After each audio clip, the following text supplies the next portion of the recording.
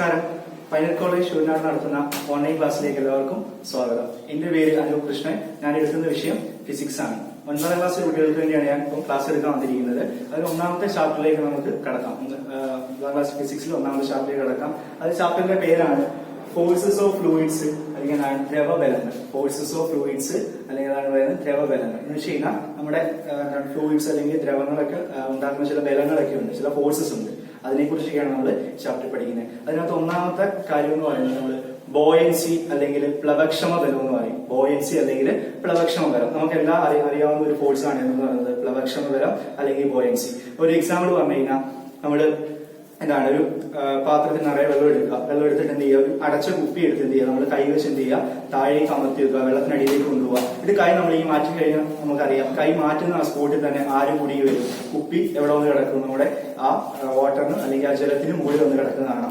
നമ്മൾ അകത്തേക്കാണ് ഫോഴ്സ് കൊടുത്തത്, അത് അടിയിൽ പോയി. നമ്മൾ കൈ എടുത്ത് മാറ്റിയ സമയത്ത് ഈ വെള്ളത്തിന് അടിയിൽ നിന്ന് ആരെങ്കിലും പൊങ്ങി വരും, നമ്മൾ ആ വെച്ച് ആ അടിയിലോട്ട് കൊണ്ടുപോയി കുപ്പി എന്ത് ചെയ്യും, തിരിച്ച് പൊങ്ങി വരും.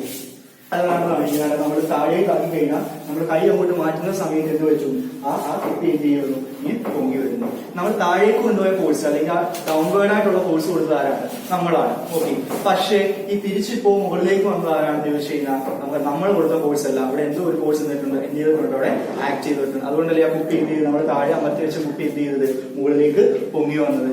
വേറൊരു എക്സാമ്പിൾ പറയാൻ നമ്മൾ ഇതിന് ഐഡന്റിഫൈ ഉള്ള ഒരു എക്സാമ്പിൾ ആണ്. നമ്മൾ വെള്ളം കോരുന്ന സമയത്ത്, നമ്മൾ കിണറ്റിന്ന് വെള്ളം കോരുന്ന സമയത്ത് എന്ത് ചെയ്യും, നമ്മൾ കപ്പി ഇട്ട് നമ്മൾ വെള്ളം കോരുന്ന സമയത്ത് ആ നമ്മൾ ഫുള്ള് വെള്ളത്തിന് അടിയിലോട്ട് കൊണ്ടുപോകും. നമ്മൾ കോരുന്നത് എന്താണോ അത് ഫുള്ള് അടിയിലോട്ട് കൊണ്ടുപോയിട്ട് നമ്മൾ അതിന് മുകളിലേക്ക് വലിച്ചു കയറ്റാൻ ശ്രമിച്ചു കഴിയുമ്പോൾ എന്ത് ചെയ്യും, വളരെ എളുപ്പമായിട്ട് തോന്നും. പക്ഷേ ഇത് ഏറി വന്നു കഴിഞ്ഞാൽ, അതായത് ജലത്തിന് മുകളിലായി കഴിഞ്ഞാൽ നമുക്ക് എന്ത് ചെയ്യും, പിന്നെ അതിന്റെ ഭാരം എന്ത് ചെയ്യും, അനുഭവപ്പെടും. നമ്മൾ ചെയ്തിട്ടുള്ളതാണെങ്കിൽ നമുക്ക് അറിയാൻ പറ്റും. അന്നേരം ഇവിടെ രണ്ടിടത്തും നമ്മൾ പറഞ്ഞ എന്താണ്, ഒരു ബലത്തെ കുറിച്ചാണ് പറയുന്നത്.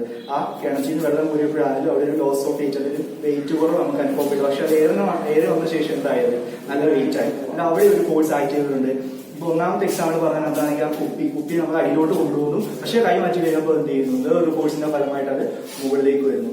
ആ ഫോഴ്സ് അവിടെ നമ്മുടെ അടുത്ത ലിക്വിഡ് എന്ന് പറയുന്ന വാട്ടർ ആണ്. ആ വാട്ടർ അവിടെ ആക്ട് ചെയ്ത ആ ഫോഴ്സിനെ നമ്മൾ വിളിക്കുന്ന പേരാണിത് ബോയൻസി അല്ലെങ്കിൽ എന്ത് വിളിക്കും, പ്ലവക്ഷമ ബലം എന്ന് വിളിക്കും. ബോയൻസി അല്ലെങ്കിൽ പ്ലവക്ഷമ ബലം എന്ന് വിളിക്കും. അതിന്റെ ഡെഫിനിഷൻ പറഞ്ഞു കഴിഞ്ഞാൽ, when a body is immersed completely or partially in a fluid, the fluid exerts an upward force on the body. എന്താണ് ഒരു വസ്തു, ഏതെങ്കിലും ഒരു വസ്തു ഭാഗികമായിട്ടോ അല്ലെങ്കിൽ പൂർണ്ണമായിട്ടോ ഒരു ദ്രവത്തിൽ മുങ്ങിയിരിക്കുകയാണെങ്കിൽ ആ എന്താണ് ആ ദ്രവ്യം എന്ത് ചെയ്യും, ആ ദ്രവം എന്ത് ചെയ്യും, മുകളിലേക്ക് എന്ത് ചെയ്യും, ഒരു ബലം പ്രയോഗിക്കും. ആ ബലത്തെ നമ്മൾ വിളിക്കുന്ന പേരാണിത് പ്ലവക്ഷമ ബലം അല്ലെങ്കിൽ എന്ത് വിളിക്കും, ബോയൻസി എന്ന് വിളിക്കും. പ്ലവക്ഷമ ബലം അല്ലെങ്കിൽ ബോയൻസി എന്ന് വിളിക്കും. അതായത് ഒന്നാമത്തെ എക്സാമ്പിൾ ഒന്നും എടുത്തു കഴിഞ്ഞാൽ താഴേക്ക് നമ്മൾ ആ കുപ്പി എന്ത് ചെയ്യും, അമർത്തി വെക്കും. പക്ഷെ നമ്മൾ കൈ റിലീസ് ചെയ്ത് കഴിഞ്ഞാൽ അല്ലെങ്കിൽ കൈ മാറ്റി കഴിയുമ്പോൾ എന്ത് ചെയ്യുന്നു, മുകളിലേക്ക് ആ കുപ്പി തിരിച്ചു വരും. അതായത് ഈ കുപ്പിയെ മുകളിലേക്ക് കൊണ്ടുപോകാൻ അവിടെ ഉണ്ടായ ബലം, അതിനെ വിളിക്കുന്ന പേരാണിത് പ്ലവക്ഷമ ബലം. അല്ലെങ്കിൽ ആ വാട്ടർ അവിടെ പ്രയോഗിച്ച ബലമാണ് മുകളിലേക്ക് ആ കുപ്പി വരാൻ കാരണം.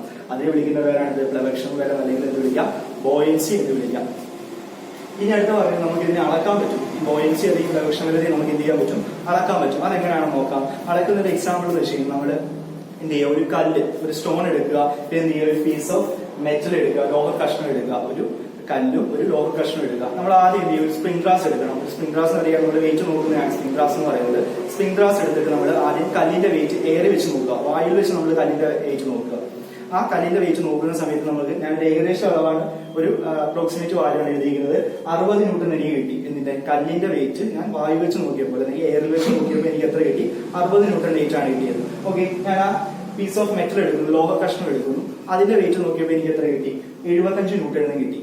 ഏകദേശം ഒരേ സൈസുള്ള കല്ലും ഒരു ലോഹ കഷ്ണം എടുക്കുക, അങ്ങനെ വെയിറ്റ് നമ്മൾ എയർ വെച്ച് നോക്കിയപ്പോൾ എനിക്ക് എന്താണ് സ്റ്റോണിന്റെ അല്ലെങ്കിൽ കല്ലിന്റെ വെയിറ്റ് എന്ന് പറയുന്നത് 60 ന്യൂട്ടനും പീസ് ഓഫ് സ്റ്റോൺ മെറ്റൽ അല്ലെങ്കിൽ ലോഹ കഷ്ണത്തിന് എനിക്ക് എത്ര കിട്ടി, 75 ന്യൂട്ടനും കിട്ടി എയർ വെച്ച് നോക്കി. ഇനി ഇതേ കല്ല് ഇതേ ലോഹ കഷ്ണം തന്നെ നമ്മൾ എവിടെ വെച്ച് നോക്കണം, വാട്ടറിൽ വെച്ച് നോക്കുക, അല്ലെങ്കിൽ ജലത്തിൽ നമ്മൾ താഴ്ത്തി വെച്ച ശേഷം അതിന്റെ വെയിറ്റ് എടുത്ത് നോക്കുക. അതായത് നമുക്ക് കാണാൻ സാധിക്കുന്ന ശേഷം എനിക്ക് വെയിറ്റ് കിട്ടി നോക്കുക.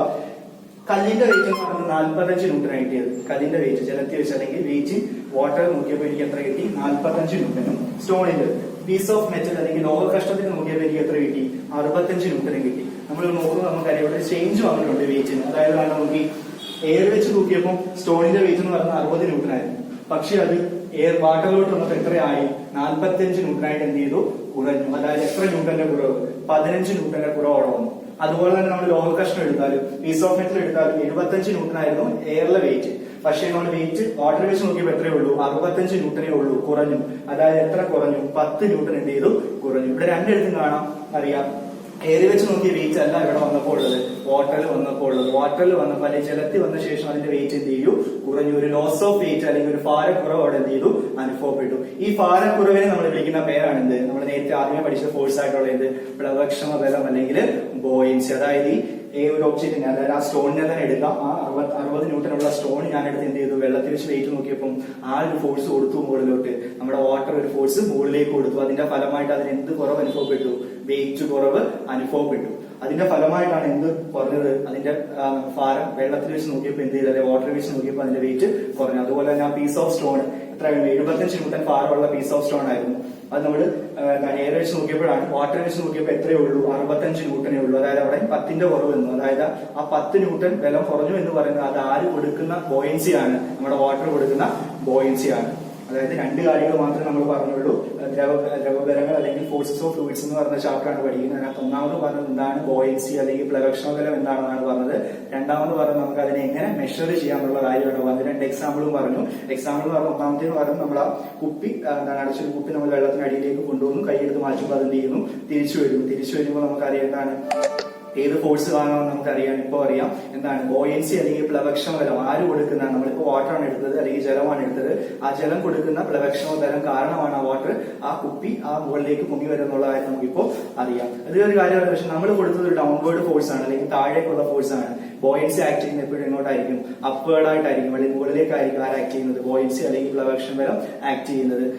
പിന്നെ പറഞ്ഞിരിക്കുന്നത് വെച്ച് കഴിഞ്ഞാൽ എങ്ങനെ അതിനെ മെഷർ ചെയ്യാമെന്ന് പറഞ്ഞു. മെഷർ ചെയ്യാൻ എളുപ്പമാണ്. നമ്മുടെ എയറിലെ വെയിറ്റ് എടുക്കുക, പിന്നെ എന്ത് ചെയ്യുക? വാട്ടർ അല്ലെങ്കിൽ ഏതാണോ നമ്മൾ യൂസ് ചെയ്യുന്നത്, ഏത് ദ്രവമാണ് യൂസ് ചെയ്യുന്നത് അതിനകത്ത് വെയിറ്റ് എടുക്കുക. അങ്ങനെ നമുക്ക് എന്ത് കാണാം? ഒരു വ്യത്യാസം കാണാം. എയർ നോക്കിയപ്പോഴും പിന്നെ ഏത് ലിക്വിഡ് ആണ് അല്ലെങ്കിൽ ദ്രവമാണ് അതിനകത്ത് നോക്കിയപ്പോഴുള്ള വ്യത്യാസം നമുക്ക് കാണാം. അവിടെ വന്ന ലോസ് ഓഫ് വെയിറ്റ് അല്ലെങ്കിൽ ആ ഭാരം കുറവാണ് എന്തെന്ന് പറയുന്നത് ആ കല്ലിന് അനുഭവപ്പെട്ട അല്ലെങ്കിൽ ആ സ്റ്റോൺ അല്ലെങ്കിൽ എന്തായിക്കോട്ടെ എന്താണ് നമ്മൾ വെയിറ്റ് നോക്കുന്നത് അനുഭവപ്പെട്ട എന്തെന്ന് പറയുന്നത് പ്ലവക്ഷമ ബലം അല്ലെങ്കിൽ ബോയൻസി അല്ലെങ്കിൽ ആ ലിക്വിഡ് കൊടുത്ത ബോയൻസി അല്ലെങ്കിൽ പ്ലവക്ഷമ ബലം എന്ന് പറയുന്നത് എന്താണ്? അവിടെ അനുഭവപ്പെട്ട ഭാരക്കുറവാണ്. 2 കാര്യങ്ങൾ മാത്രമേ നമ്മൾ പഠിച്ചുള്ളൂ. അതിനെ നോട്ട്സ് എന്ത് ചെയ്യുക? കൃത്യമായി എഴുതിയെടുത്ത് എന്ത് ചെയ്യുക? പഠിക്കുക.